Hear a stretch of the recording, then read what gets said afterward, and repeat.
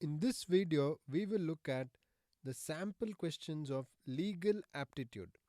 So now this is the third video relating to legal aptitude. Please do watch the other two videos which we earlier made, and that is going to be really helping you. I am CS Alok, and let us start this clear analysis. First question: the vision of socio-economic change through the constitution is reflected in its dash. See, just by reading the question you should know anything related to vision is always in the preamble. Correct? So the answer is A. So can you tell that vision is related in fundamental rights, fundamental duties, directive principles? Definitely there is some vision, but they are more about specific provisions. So vision is there always in the preamble. And specific provisions, you have your fundamental rights, fundamental duties, directive principles of state policies. These are specific provisions of the constitution explaining about the rights, duties and the principles, that is directive principles. But the vision of socio-economic change is given. It's a more general thing, it's not specific, it's a more general thing, and that is given in the preamble of the Constitution of India. Next, the Constitution of India came into force on, this is dead easy, 26 Jan 1950. This you will know very well. So we know that we also call it our Republic Day. So this is very easy, not much to explain. Which of the following is not a fundamental right? They are asking what is not a fundamental right. Right to equality, it is fundamental right. We know it, Article 14. Then right to freedom of speech and expression, we know very well, Article 19. It is also fundamental right. Right to marriage, is it a fundamental right? Of course you have a right to marriage and you can marry anyone in India or anyone in the world for that matter. But is it a fundamental right? Let us look at point number D.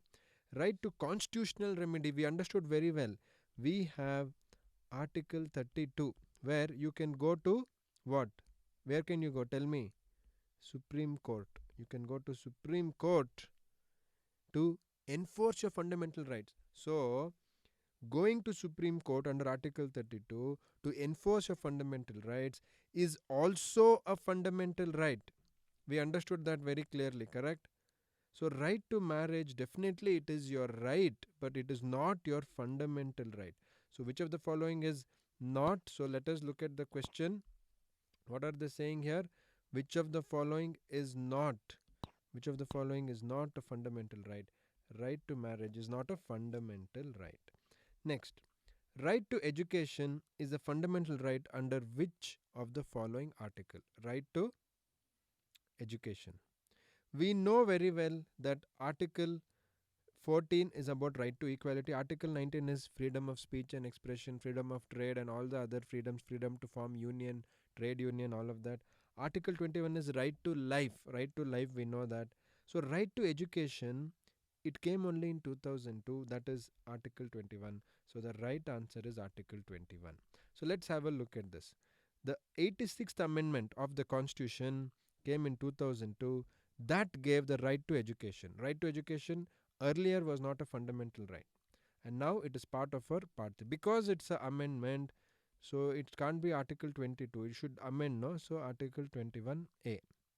So it was inserted as Article 21A, which made right to education fundamental right for children between 6 to 14. Of course, now they are going to make it 3 to 18, but as this is just announcement, but as of now, right to education is 6 to 14. So this is Article 21A. So the answer is D. Next, point number 5, fifth question. Every promise and set of promises forming consideration of each other is dash agreement. We did it in the previous video, so please go to the previous video. I have analyzed this same question, the repeated. I don't know why. Sometimes ICSI does that in e-bulletin, but anyway, that is agreement. Go to the previous video, I have told you clearly. Next comes to question number 6. Lunatic agreement is dash. What is a lunatic agreement? We have to know. So the answer is void. Why is it void? It is not voidable. It's definitely not enforceable. It is unenforceable, correct, but primarily it is void. So you'll have question between C and D. Is the answer C or D? So lunatic agreement, whether it is unenforceable or not, question is out when the agreement itself is void. If it is unenforceable, then we may say voidable or something. But we know that who is competent to contract. First thing, person who is a major, 18 years. Next, the person should be of sound mind. Person should be of sound mind. And the next thing is the person should not be disqualified, correct? Not be disqualified by law. So lunatic agreement is person who is of unsound mind. Lunatic means a person who is unsound mind, person who is medically ill, mentally is ill.